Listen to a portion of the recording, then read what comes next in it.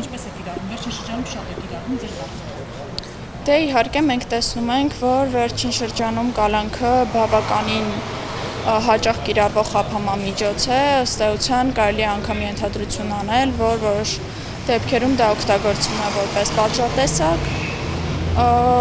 եթե վարույթում համապատասխան ապացույցներ չկան, այնուամենայնիվ կալանավորումը կիրառվում է, ուղղակի որ իրավիճակային պատիժ լինի, կարծես թե փորձեն ինչ-որ